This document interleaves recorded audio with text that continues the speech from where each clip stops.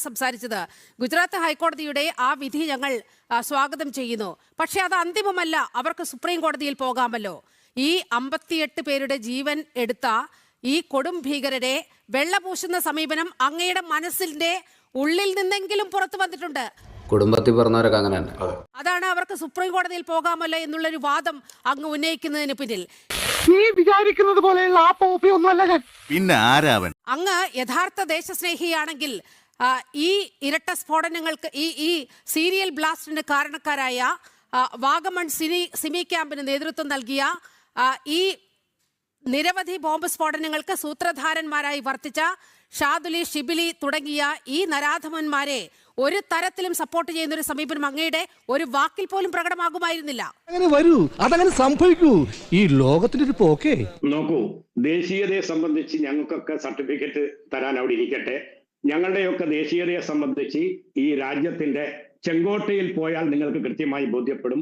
കണ്ടു ഞങ്ങളെല്ലാം T V കണ്ടു. 90,000-ഓളം ആളുകളുടെ പേര് ഈ രാജ്യത്തിന് വേണ്ടി ഷഹീദായവരെ, ജിഹാദ് നടത്തി, ബ്രിട്ടീഷുകാരനോട് ജിഹാദ് നടത്തി ഷഹീദായവരുടെ പേര് ഇന്നും മായ്ക്കാതെ, സംഘപരിവാർ ഭരിച്ചിട്ട് പോലും മായ്ക്കാതെ അവിടെ നിന്നുണ്ട്. പടക്കുറുപ്പന്മാരുടെ ഫാമിലിയാ. അതുകൊണ്ട് തന്നെ ദേശീയതയെ സംബന്ധിച്ച് അത് പറയാം. പിന്നെ വാഗമൺ കേസ് ആവർത്തിച്ച് നിങ്ങൾ അതൊക്കെ എന്നോ കോടതി എഴുതിത്തള്ളിയ കേസുകളാണ്. ഒരു വാഗമണ്ണോ ഒരു സിമി കേസോ ഉയർത്തിക്കാട്ടിക്കൊണ്ട് എത്ര കാലം നിങ്ങൾക്ക് ആളുകളെ കബളിപ്പിക്കാൻ സാധിക്കും? ദേശീയതയെ സംബന്ധിച്ച് പറഞ്ഞു. ഈ വാഗമൺ കേസും കനകമല കേസും ഒക്കെ അന്വേഷിച്ച് കണ്ടെത്തിയത് ആരാണ്? കേരളത്തിലെ പോലീസായിരുന്നു. നോക്കൂ, കേരളത്തിലെ പോലീസായിരുന്നു. മറുപടി അമ്മ പറയോ അതോ ഞാൻ സംസാരിക്കണം? ഇന്ത്യൻ ചരിത്രത്തിൽ ആദ്യത്തെ യുദ്ധമുണ്ട്. ആദ്യകാല യുദ്ധം എന്ന് പറയുന്നത് ഏതാണ്ട് 8-ാം നൂറ്റാണ്ട് വരെയുള്ള യുദ്ധമാണ്. പക്ഷെ അവരാരും സമൂഹത്തെ കൊള്ള ചെയ്തില്ല, ക്ഷേത്രങ്ങളെ കൊള്ള ചെയ്തില്ല, അവരാരും മതം മാറ്റാൻ ശ്രമിച്ചില്ല. അതിന്റെ പേരിൽ ഒരു കുഴപ്പവും ഇതുവരെ ഉണ്ടായിട്ടില്ല. 8-ാം നൂറ്റാണ്ടിൽ മുഹമ്മദ് ഗസനിയും ഗോറിയും വന്നു, ഇൽതുത്മിഷ് വന്നു, അലാവുദ്ദീൻ ഖിൽജി വന്നു. അതിനുശേഷമുള്ള ചരിത്രത്തിൽ ബാബർ വന്നു, ബാബറിന് ശേഷം ഈ എൻഡിൽ ഔറംഗസീബ് വന്നു.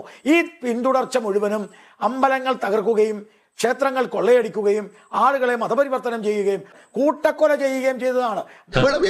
പറഞ്ഞിട്ടുണ്ട്, കുടുംബത്തിന് ചീത്തപ്പേരുണ്ടാക്കാൻ വേണ്ടി മാത്രം ഇന്നത്തെ രീതിയിലുള്ള ഒരു മൂവ്മെന്റ് ആണ് നടന്നത്. ഹിന്ദുക്കളെ കൂട്ടക്കുരുതി ചെയ്ത് മതം മാറ്റിയെങ്കിൽ അതേ മൈൻഡ് സെറ്റ് ആണ് ഇന്നും നടക്കുന്നത്, ഇന്നും ഇന്ത്യയിൽ നടന്നുകൊണ്ടിരിക്കുന്നത്. അതൊക്കെ കണ്ടില്ല എന്ന് പറയുന്നത്, കേട്ടില്ല എന്ന് പറയുന്നത് ഭരിക്കാൻ വേണ്ടിയിട്ടുള്ള വ്യഗ്രതയിൽ ജമാഅത്ത് ഇസ്ലാമിയെ കൂടെ കൊണ്ട് നടക്കുന്നത് കൊണ്ടാണ്.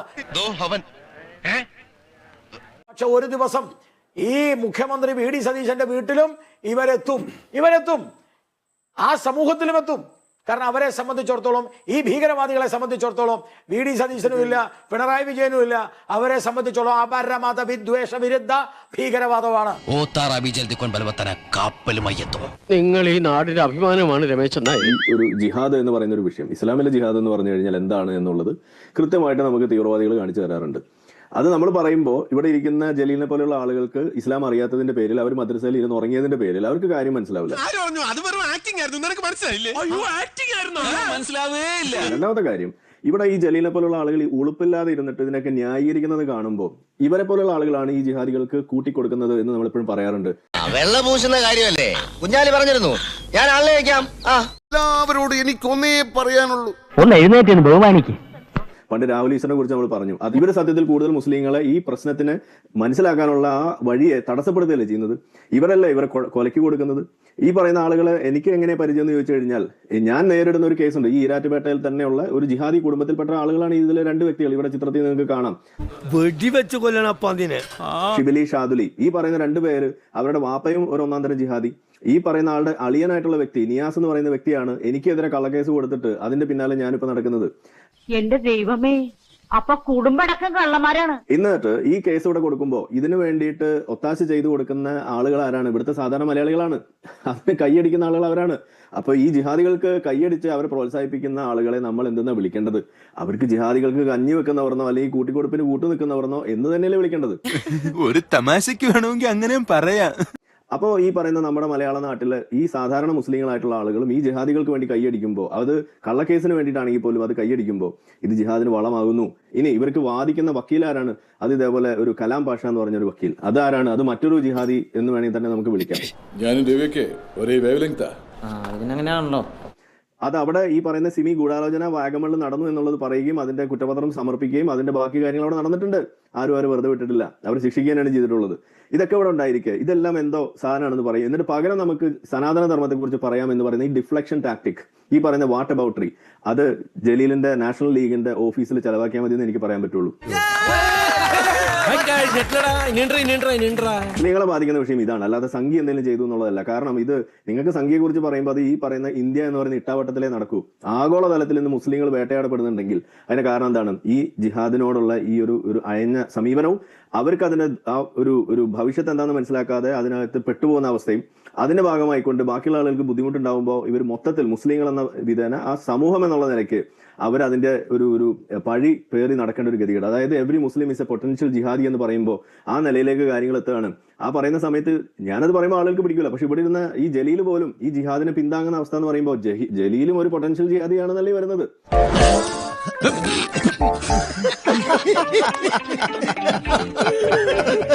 നീ വിഷമിക്കാണ്ടിരി, എനിക്കെന്ത് വിഷമം? എനിക്കൊരു വിഷമമില്ല.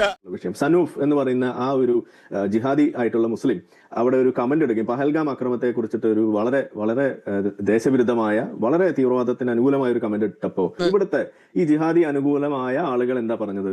ഇത് അയാളുടെ മൊബൈൽ എവിടെ മാറിയിരുന്ന സമയത്ത് മൂത്രമൊഴിക്കാൻ പോയപ്പോ ഏതോ സംഖ്യ ഒപ്പിച്ച പണിയാണെന്നാണ് ഇവിടുത്തെ ജിഹാദികൾ പറഞ്ഞത്.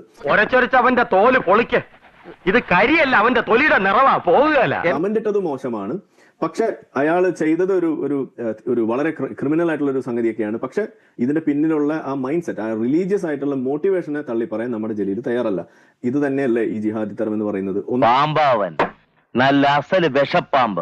ഈ ജിഹാദികൾക്ക് അറിയാം, അവരെന്ത് തോന്നിയാൽ ഒപ്പിച്ചാലും അത് ഇസ്ലാമിന്റെ പേരിൽ ഒപ്പിച്ചാൽ പോലും അതിനെ വെളുപ്പിക്കാൻ ഇതേപോലെ ജിഹാദി കൂട്ടിക്കൊടുപ്പുകാരായ ജലീലിനെ പോലുള്ള കുറെ ആളുകൾ ഈ നാട്ടിൽ കറങ്ങി നടപ്പുണ്ടെന്ന് അറിയുന്ന ആളുകളാണ് ഈ ജിഹാദികൾ. അതുകൊണ്ടാണ് ജലീൽ അത് ആ രീതിയിൽ ഇന്ന് വെളുപ്പിച്ചുകൊണ്ടിരിക്കുന്നത്. നീ നന്നാവില്ല, അത് താൻ പറഞ്ഞിട്ട് വേണോ ഞാൻ അറിയാൻ. പഹൽഗാമിലെ വിഷയം പോലും അതുകൂടി പറഞ്ഞ് അവസാനിപ്പിക്കാം. പഹൽഗാമിലെ വിഷയം വന്നപ്പോഴും പല ചർച്ചകളിൽ ഞങ്ങൾ ഒരുമിച്ചുണ്ടായിരുന്നാണല്ലോ. എന്താ ജലീൽ പറഞ്ഞുകൊണ്ടിരുന്നത്? ഇപ്പൊ എന്താ ഇവിടെ സെൻകുമാറിനോട് എന്താ ഇവിടെ പറഞ്ഞുകൊണ്ടിരിക്കുന്നത്? എന്താ പറഞ്ഞത്? ഒറ്റ കാര്യം പറഞ്ഞുള്ളൂ, അതായത് BJPയുടെ സ്ഥാനം ലഭിക്കാൻ വേണ്ടിയിട്ട് ചെയ്യുന്നു, അതല്ലെങ്കിൽ ഇലക്ഷൻ ജയിക്കാൻ വേണ്ടിയിട്ട് പറയുന്നു. ഈ മാതിരി തോന്നിവാസങ്ങൾ പറഞ്ഞുകൊണ്ട് ഇപ്പോഴും ഇതിനെ വെളുപ്പിക്കുന്ന ഒരു ആശയം. മണ്ടത്തരം പഠിച്ചിട്ട് വന്ന് നിൽക്കുക. എപ്പോഴെങ്കിലും ഈ പറയുന്ന ഈ ഒരു 4 ഉദാഹരണം ഈ ഏറ്റവും ഒടുവിലുണ്ടായത് എടുത്താൽ പോലെ ഒരു തവണയെങ്കിലും ഇവർ ജിഹാദിന് വിരുദ്ധമായിട്ട് ഒരു നിലപാടെടുത്തുകൊണ്ട് മുസ്ലിങ്ങളെ ഒന്ന് തിരുത്തുന്നതിന് വേണ്ടിയിട്ട് മുന്നോട്ട് വരാൻ എപ്പോഴെങ്കിലും ഈ ജലീലിനെ പോലുള്ള ആളുകൾക്ക് പറ്റുന്നുണ്ട്. എന്നിട്ട് അവർ സ്വയം പറയുന്നത് ഞങ്ങൾ വലിയ ഭീകരവിരുദ്ധ വർഗീയത വിരുദ്ധ ഇതുപോലുള്ള സാധനങ്ങളൊക്കെ മുന്നോട്ട് വെക്കുന്ന എന്തോ രാഷ്ട്രീയ പ്രവർത്തകരാണ്. നിങ്ങൾ മണ്ണാങ്കട്ടയാണെന്നാണ് ഞാൻ പറയാം. അതായത് കേരളം ഒരു തീവ്രവാദത്തിന് അനുകൂലമായ ഒരു സ്ഥലമാണ് എന്ന് ഞാനോ ജനം TV ഒന്നും അല്ല പറയുന്നത്. അങ്ങനെ ഒരു ലക്ഷ്യമുണ്ടെന്ന് ഇവിടെ ആരും അടിച്ചേൽക്കുന്നില്ല. അത് ആദ്യം പറഞ്ഞത് സാക്കിർ നായിക്കാണ്. ഇവിടെ മുസ്ലിങ്ങൾക്ക് ജീവിക്കാൻ ബുദ്ധിമുട്ടുണ്ടായാൽ നിങ്ങൾ ഹിജറ പോകണം കേരളത്തിലേക്ക് എന്ന് പറഞ്ഞുകൊണ്ട് ഈ തീവ്രവാദികളെ മുഴുവൻ കേരളത്തിലേക്ക് ഹിജറ പോകാൻ പ്രേരിപ്പിച്ചത് സാക്കിർ നായിക്കാണ്. സാക്കിർ നായിക്ക് ഒന്നാം തരം തീവ്രവാദിയാണ്. അയാൾ ഇന്ന് ഇവിടുത്തെ നിയമത്തിന് പിടികൊടുക്കാതെ മുങ്ങി നടക്കുന്ന ഒരു ജിഹാദി കൂടിയാണ്. ഓക്കെ, തെങ്ങ് ചൈക്കൂല എന്ന് പറയുന്ന ഇമാറുകളൊക്കെ വെട്ടിക്കൊല്ലണം.